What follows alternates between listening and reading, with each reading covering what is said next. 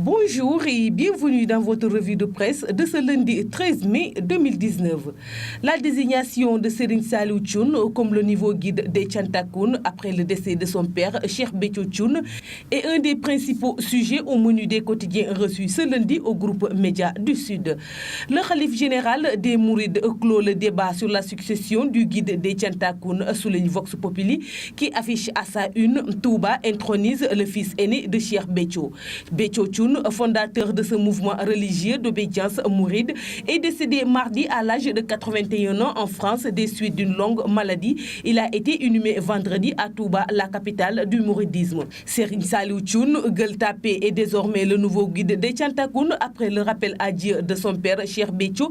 Ainsi en a décidé dans la pure tradition islamique et mouride. Le khalife général des Mourides, Serigne Mountaga Mbacké, écrit le journal.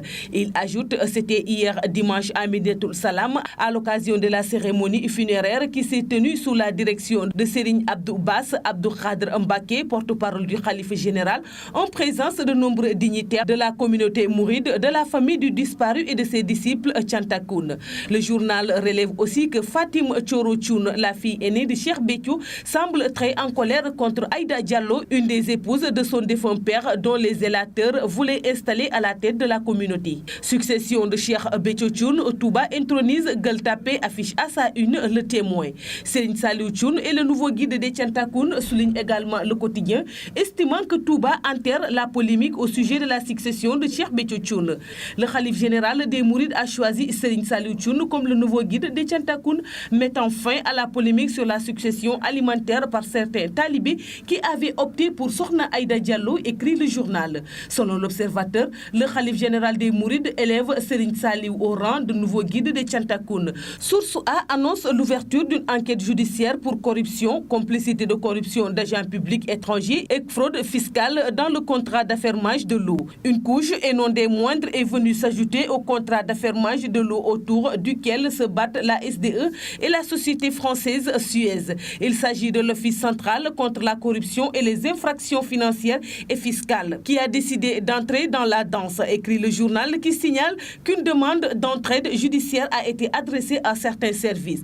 Interpol France a déjà eu à communiquer avec les bureaux centraux de Dakar, Libreville et de Rabat dans le cadre de cette affaire, explique la publication, qui rappelle que quelques semaines avant l'appel d'offres, la société Suez avait offert un don de camion Ben tasseuse à la ville de Saint-Louis, dont l'ex-ministre de l'Hydraulique qui avait lancé cet appel d'offres est le maire. Le contrat d'affermage est provisoirement attribué à Suez, mais la SDE a introduit un recours contre cette décision. Enquête s'intéresse à la répartition des fonds de concours et de dotation et parle d'une grande nébuleuse. L'arrêté accordant les fonds de concours aux départements et aux communes est sorti depuis le 19 mars 2019, mais l'agent tarde. Le montant s'élève à 26,6 milliards de francs CFA, selon le journal, qui relève que le critère démographique mis en avant dans la réparation de cet argent n'est pas respecté. En sport, Le Soleil souligne que Sadio Mané de Liverpool grave son nom dans l'histoire de la Première Ligue, en terminant co-meilleur buteur avec son coéquipier